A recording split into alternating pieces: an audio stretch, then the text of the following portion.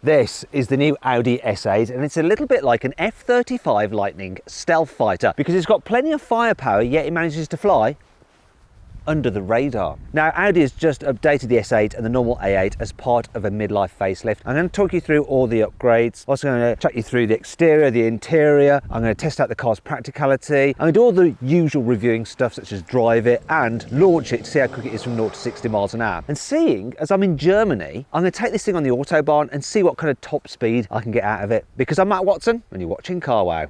Buying a new car? Then head to Car Wow and my team will help you find your next car at a fair price. Car Wow, your one-stop car buying comparison site.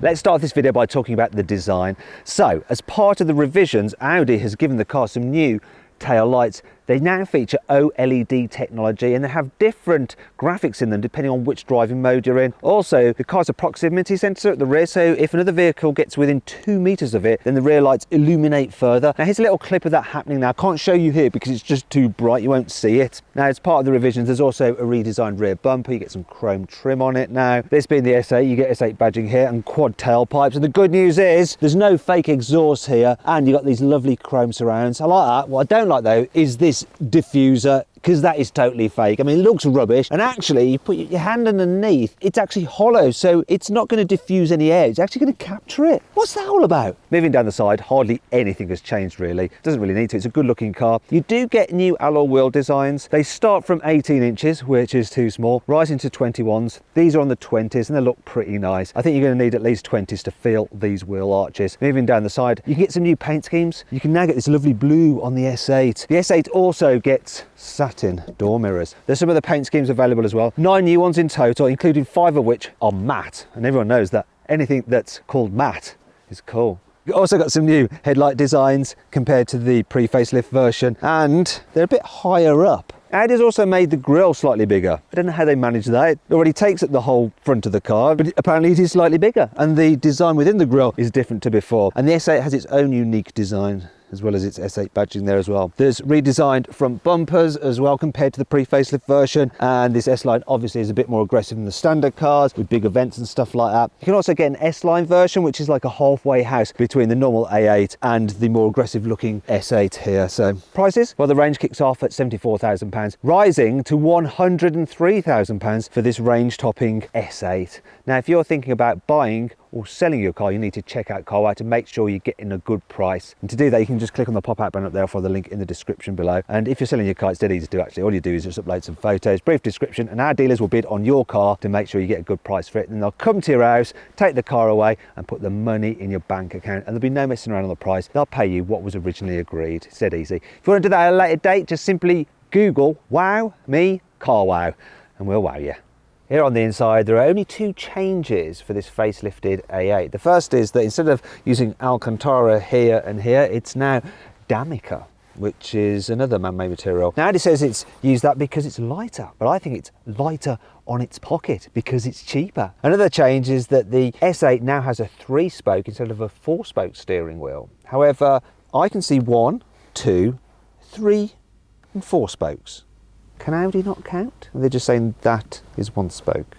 Anyway, this is what the steering wheel used to look like, so I guess it is different. But other than that, everything is as it was before, which is not a bad thing because the inside of the A8 is lovely. It looks cool, it's minimalist, quality is exceptional, and you've got this infotainment screen here which is fairly easy to use, and you've got Apple CarPlay and Android Auto. Then you've got your climate controls here, not quite so easy to use, but it's all okay. And you've got a lovely digital driver's display there. However, the tech on board just doesn't feel quite as futuristic as the tech you can get in a Mercedes S-Class. And if you want to see my full in-depth video review of that car and all its crazy tech, it'll blow you away. Click on the pop-out button up there or follow the link in the description below. Can't fault the Audi's comfort though. The seats are lovely. These are the upgraded sport seats. Look, you've got the S logo embossed on them, very nice.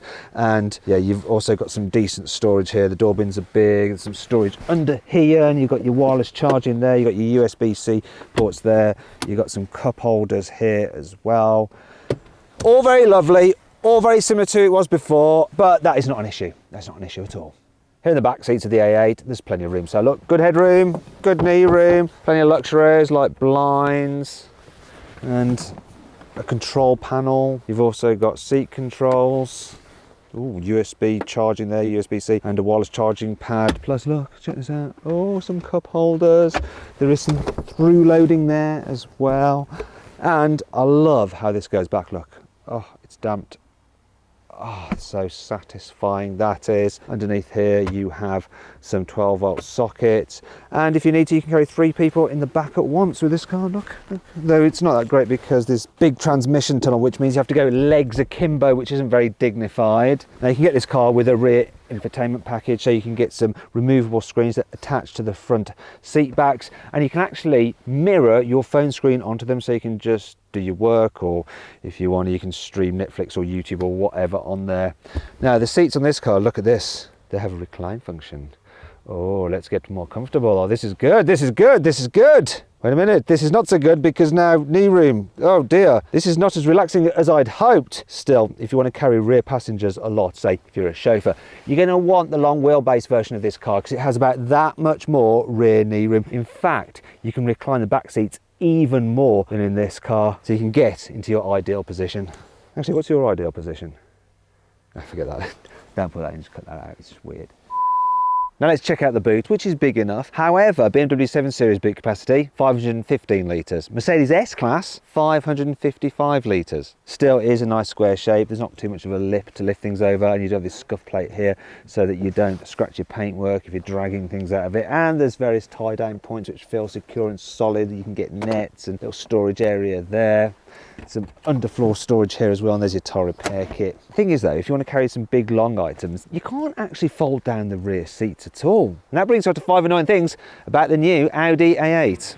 This shiny bit of trim on the dash does look cool, but it's so reflective that when you're driving along past anything such as buildings or trees, then you basically get them projected here on the dash. It's almost like you're watching a movie and it catches your eye and distracts you when you're trying to concentrate on the road.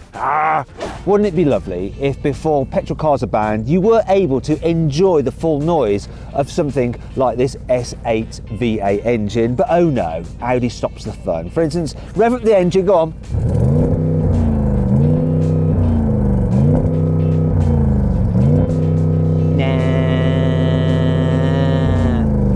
Yeah, soft limiters. I hate them. In the pre-facelift version of the A8, this control panel, which allows you to operate the rear seats, the infotainment system, all that kind of thing, used to be removable. A little tablet, really cool, press a button, it comes out, you can operate it in your hand, then put it back. But now, it's fixed. They just don't let you do that. Why not? The S8 comes as standard with special predictive suspension, so a camera reads the road ahead, it can see bumps, and the suspension automatically lifts up the wheels when you go over them, so the car remains completely flat. It doesn't go like that. It's really cool. However, you can't get that feature at all on the standard A8 in the UK, whereas you can in other markets. Speaking of which, in the UK you can't get the S8 with carbon ceramic brakes like you can in other markets. Also, you can get a long wheelbase version of the S8 in China and America, but not the UK. Why is it that in the UK we can't get all of the options and enjoyment from the vehicle? Huh? What is it about us, eh? Is it Brexit? Please forgive us. This glove box may seem quite large. However, this disc drive unit does eat into the space and it affects exactly what you can put in there. Oh, so annoying. However, it's not all bad. Here's 5 cool things about this revised Audi A8. You can get the long wheelbase version of the Audi A8 with an electrically deployable footrest for the rear passenger, which also massages your calves and heats your legs. Now this is a short wheelbase version of the car, so it doesn't get that. So if I want to experience something similar, I'll probably have to do that with the seat back pocket, and then, I don't know, massage my calves myself and heat my feet.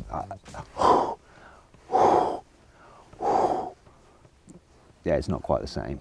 You can get the Audi A8 with rear wheel steering, which makes it more manoeuvrable than you'd imagine such a big car to be.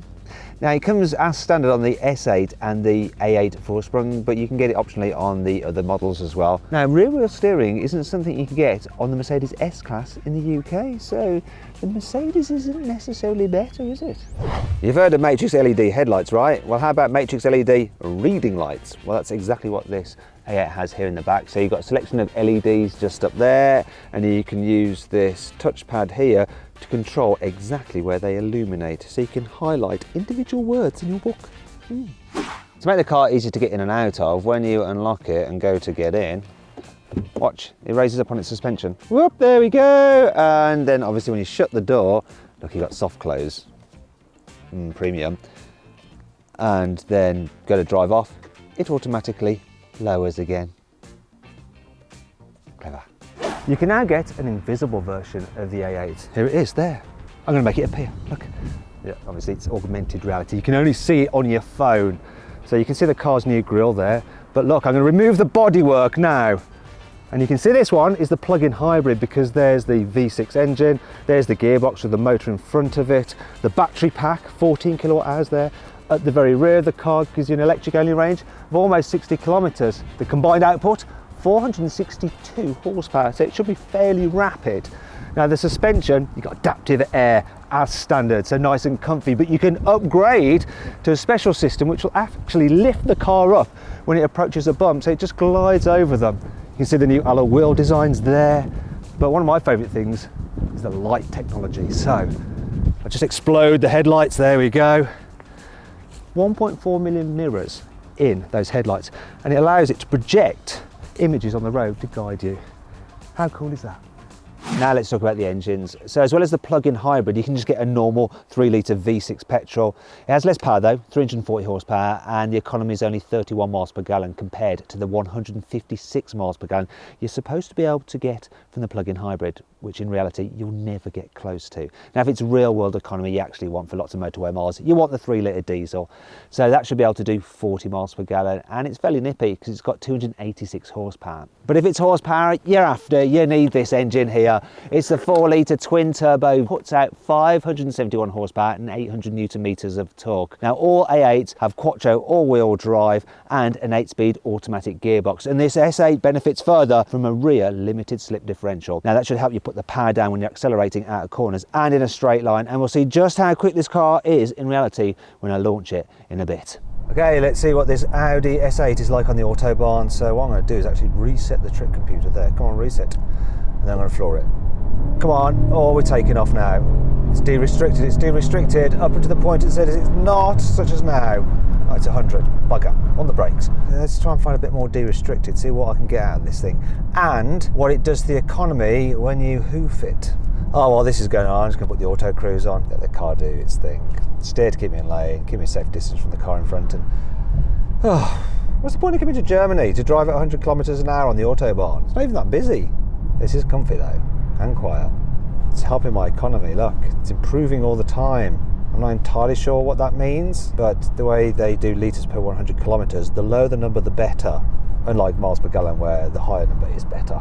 Look, all these guys are speeding. Look, it says 100 there. Is this like Mr. Sign? What's going on? Frustrating this is.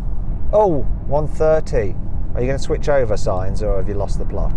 Come on, say 130. Yes, and the cruise control has actually readjusted itself and it's now at 130. That's clever, but it's not what we're here for.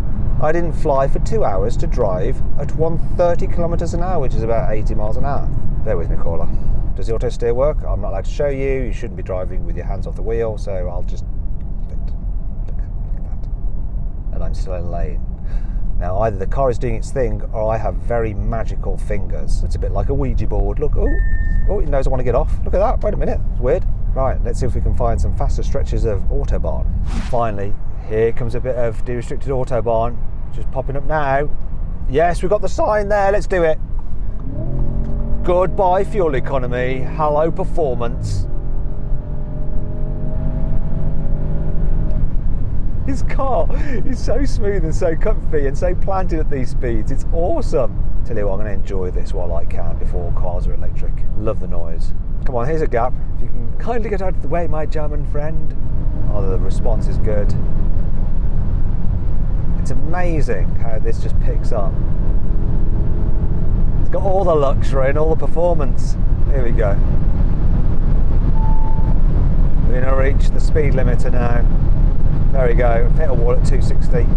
Oh no, yeah, 263. That's basically 264, 265. That's the speed limiter. Way! And all the brakes. We maxed it out. I hit the electronic speed limiter. We did what we came to do.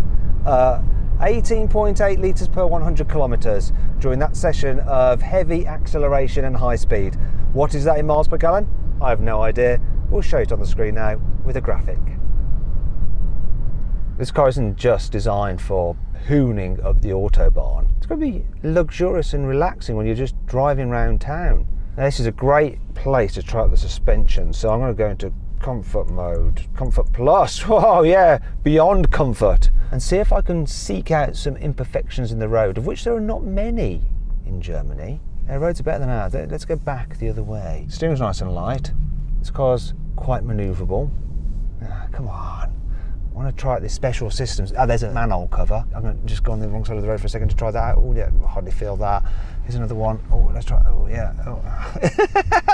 I'm doing exactly the opposite of what most people do when they're driving, but this is all in the name of car testing. I'm trying to do it while not knocking down cyclists, but oh my gosh, the suspension is so good. Gearbox. I don't even know it's got a gearbox. It could be an electric car. It's so smooth. Don't notice any changing in gear. Pure relaxation. There's another one. I've got to do it again without hitting the cyclist. Sorry.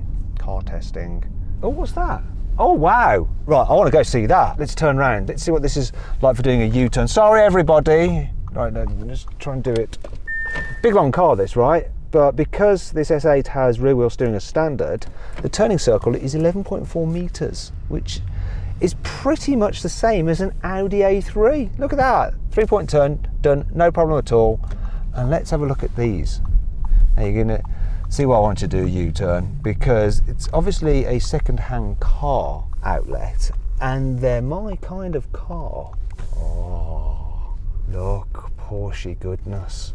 993, oh I wish. 964, actually my favourite generation. 924, got a 997 turbo. 968, 944. Look, a green 996. Do you have a 996 in green? Would you have a 996? Let me know in the comments below. Don't be too rude. Oh, is that a 928? Gotta love the 928. Anyway, that's enough of this nonsense. Let's get on with what we really came here for, right? S8 performance. So I'm gonna find a place to launch it. Audi says this car do 0 to 60 in 3.8 seconds. But what's the reality? I'm gonna launch it. Let's find out. Here we go. Oh, that's good. Oh, nice gear change. 3.59 for the win. Well, there you go. That's really impressive now, isn't it?